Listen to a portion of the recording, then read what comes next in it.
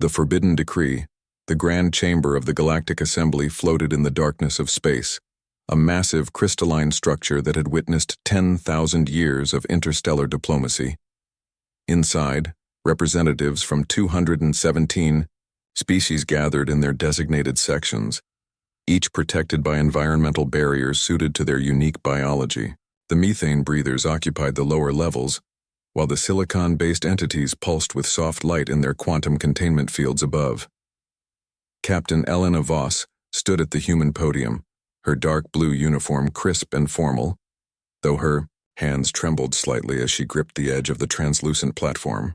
Beside her, Ambassador Chen maintained his diplomatic composure, but Elena could see the tension in his jaw. They both knew what was coming. High Chancellor Zorath of the Vryn Dominion rose from his elevated seat, his 3-meter frame casting shadows across the assembly floor. His species had ruled the Galactic Council for 3 millennia, and his voice carried the weight of ancient authority.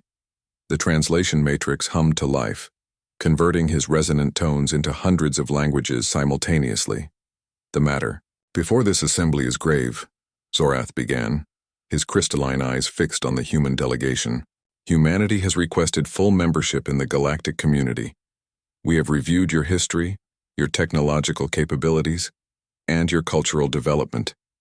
The evaluation committee has reached a unanimous decision." Elena felt her heart pounding. Humanity had worked for 15 years toward this moment, ever since first contact had been made with a Vryn exploration vessel near Jupiter. 15 years of proving themselves, of learning alien languages, of adapting to galactic customs and protocols. "Humanity will be granted provisional membership," Zorath continued, and a wave of relief washed through the human section. "However, there are conditions that are non-negotiable. We have studied your species extensively. Your history is marked by continuous warfare, territorial aggression, and technological advancement driven primarily by military innovation. This pattern is incompatible with galactic peace." The chamber's atmosphere shifted. Elena exchanged a quick glance with Ambassador Chen. This was the part they had feared. Therefore, the Galactic Assembly hereby decrees that humanity is forbidden from developing, constructing, or deploying military spacecraft of any classification. You may build civilian vessels for trade, exploration, and scientific research.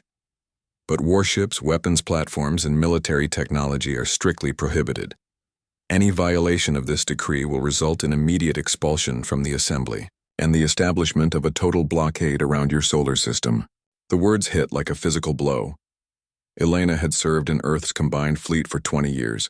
She had commanded destroyers, led squadrons, and earned her captaincy through skill and dedication. Now, with a single pronouncement, her entire career and the careers of millions of military personnel across Earth were being erased. Ambassador Chen activated his microphone. "High Chancellor, with respect, how can we defend ourselves if threatened? Surely you cannot expect us to remain completely defenseless." A rippling sound moved through the assembly. It took Elena a moment to recognize it as laughter from multiple species.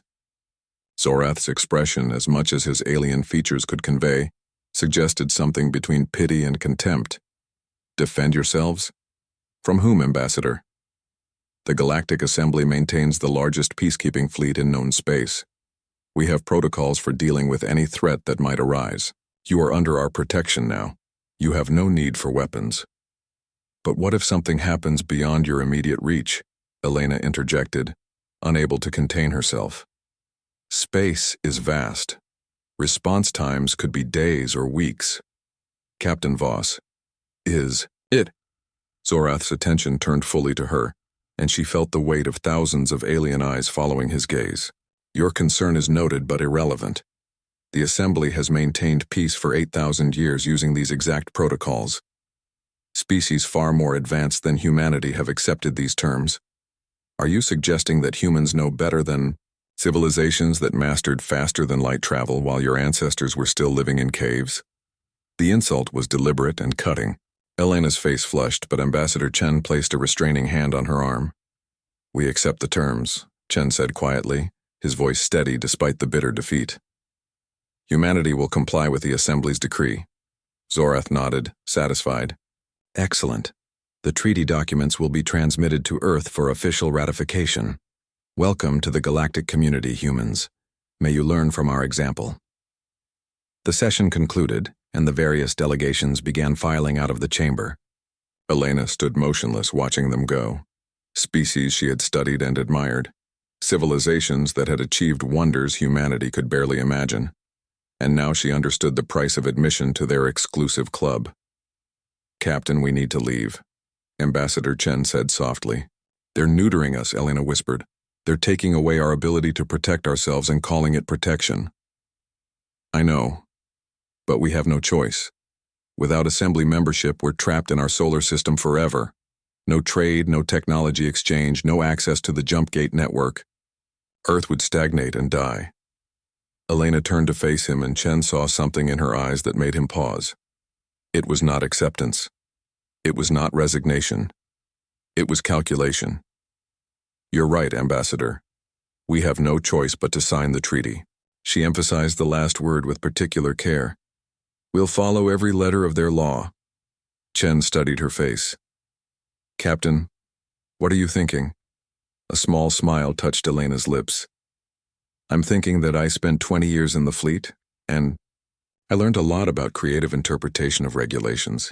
The Assembly says we can't build warships. Fine. We won't build warships. Elena. We'll build something else. Something they won't expect. Something they won't see coming until it's too late." She straightened her uniform and headed toward the exit. "Come on, Ambassador. We have a treaty to sign and a future to plan."